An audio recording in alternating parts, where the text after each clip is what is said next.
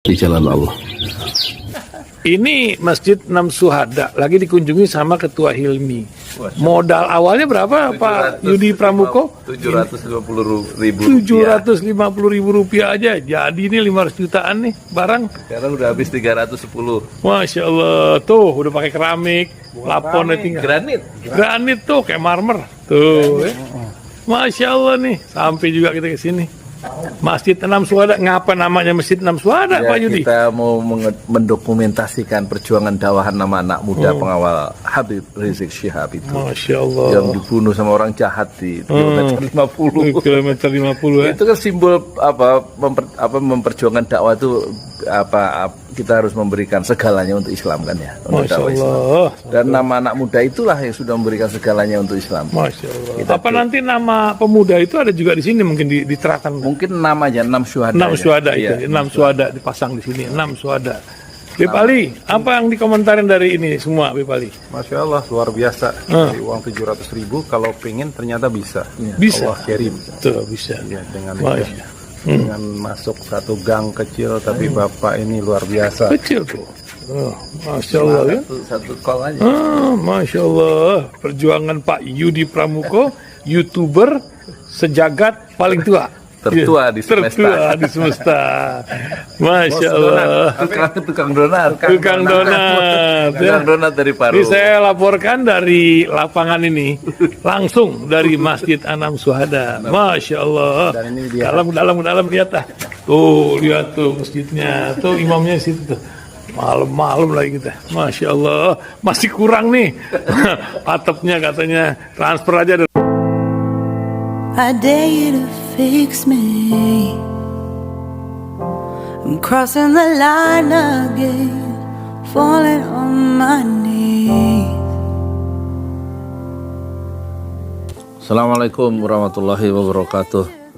Alhamdulillah wassalatu wassalamu ala rasulillah. Saya Yudi Pramuko, tukang donat dari Parung YouTuber tertua di semesta. Ada pernyataan dari Menteri Agama kita Yakut. Dia mengatakan dia nggak akan milih pasangan capres yang disingkat Amin, maksudnya Anies Baswedan dan Caimin atau Muhaimin Iskandar. Kenapa? Karena mereka adalah bid'ah. Jelas ya katanya. Jadi nggak milih karena bid'ah. Ini ucapan ini kemudian ditanggapi oleh Muhaimin Iskandar ya, bahwa dia nggak milih, Yakut nggak milih karena alasan bid'ah.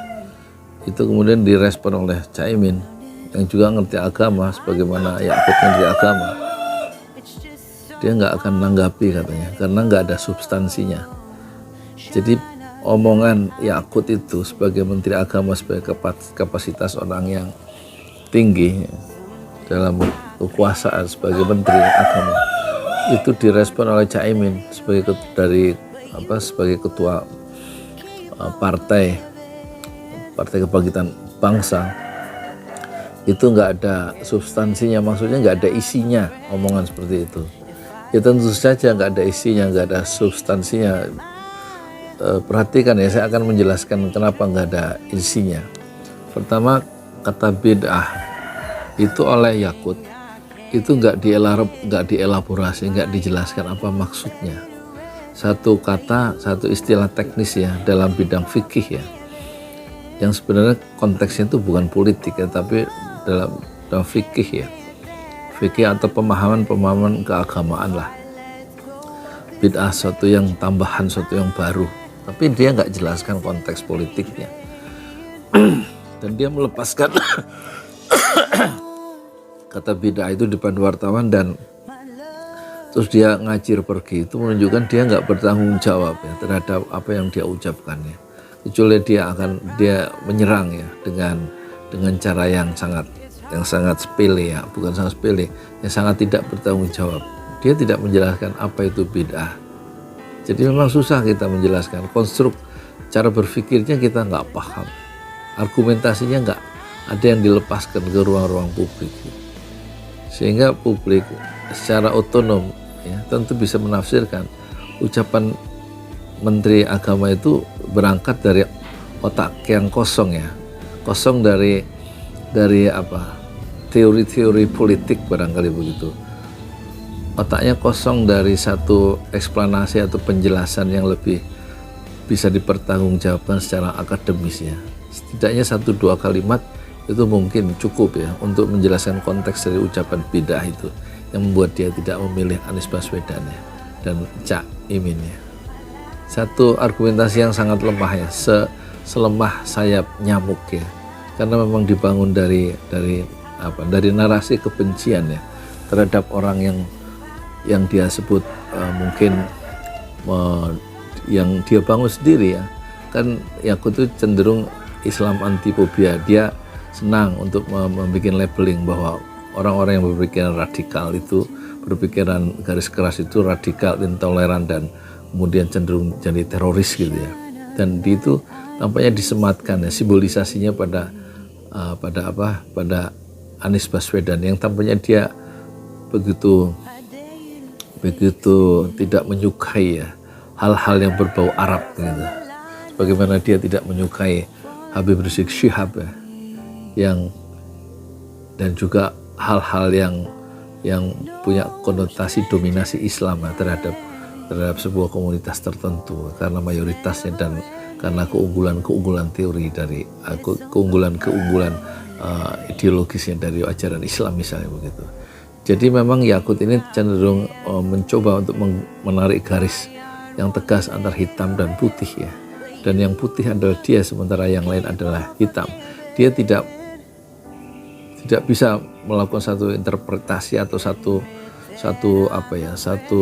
apresiasi bahwa di antara hitam dan putih itu ada gradasi warna yang mungkin lebih dari 1 juta warna. Tidak hanya di dalam kehidupan ini, tidak hanya hitam, tidak hanya putih, tetapi ada merah, kuning, hijau, jingga, pelangi, dan lain-lain.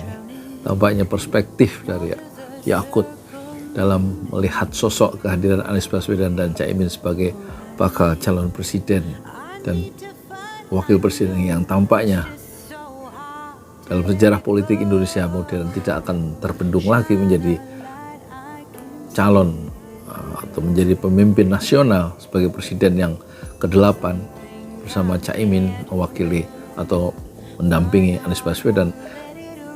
Tampaknya Yakut berusaha untuk menutupi cahaya matahari dengan kelima jari tangan kekuasaannya. Saya Yudi Pramuko, tukang donat dari Parung YouTuber, tertuah di semesta Fasbir Sobron Jamilah. Bersabarlah dengan kesabaran yang indah. Assalamualaikum warahmatullahi wabarakatuh.